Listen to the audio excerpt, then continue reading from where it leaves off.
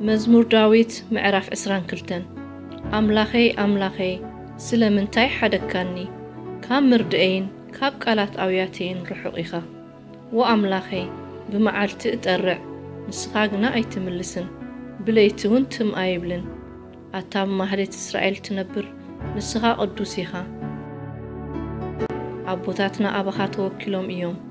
توكلهم نسخاون أناقفكيهم أبخا أوي أمو دحانو أبخا توكلو أمو أي حفرون أنا قنا حاسخان ملاقت سبن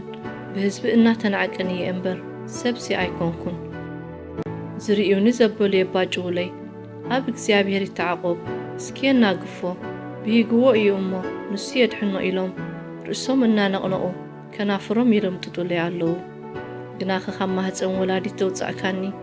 ኣብ ኣጥባት እኖይ ብርቃት ዘዕረፍካኒ ንስኻ ኢኻ ካብ ማህፀን ወላዲት ኣባኻ ወደቕኩ ካብ ከርሲ እኖይ ጀሚርካ ንስኻ ኣምላኸ ኢኻ ጭንቂ ቀሪቡ ኣሎ ዝሕግዘኒ እውን የልቦን እሞ ካባይ ኣይትርሓቕ ብዙሓት ኣረውሕ ከይቦምኒ ቡርትዓት ኣረውሕ ባሳና ማእኪሎምኒ ከምቲ ዝዝርፍን ዚጓዝምን ኣንበሳስ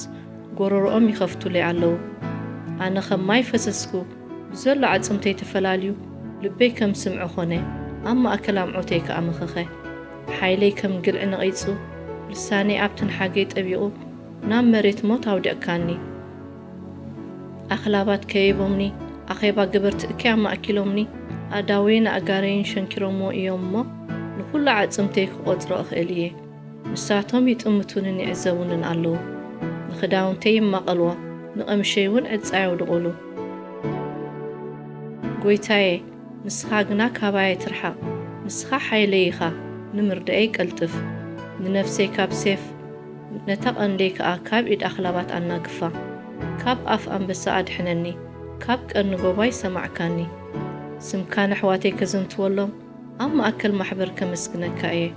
ኣቱም ንእግዚኣብሔር ትፈርሁ ኣመስግንዎ ኣቱም ዘርኢ ያዕቆብ ዘበልኩም ወድስዎ ዘርኢ እስራኤል ኩልኹምን ፍርህዎ ንፀባእቲ ጥቑዕ ኣይንዓቖን ኣየዋረዶን እዩ እሞ ናብኡ ምሳኣወየ ዝሰምዖ እምበር ንገጹ ካብኡ ኣይከወሎን እቲ ኣብ ዓብዪ ማሕበር ዘሎ ንኣዳይ ካባኻ እዩ ኣብ ቅድሚ ዝፈርህዎ መብፅዓይ ክፍጽም እየ ትሑታት ክበልዑን ክጸግቡን ንእግዚኣብሔር ዝደልይዎ ክውድስዎ እዮም ልብኹም ንዘለኣለም ብሂወት ክነብር እዩ ወሰን ምድሪ ኩሎም ንእግዚኣብሔር ክዝክርዎን ክምለስዎን ብዘለዉ ነገድ ኣሕዛብን ኣብ ቅድሜኻ ክሰግዱ እዮም መንግስቲ ናይ እግዚኣብሔር እያ እሞ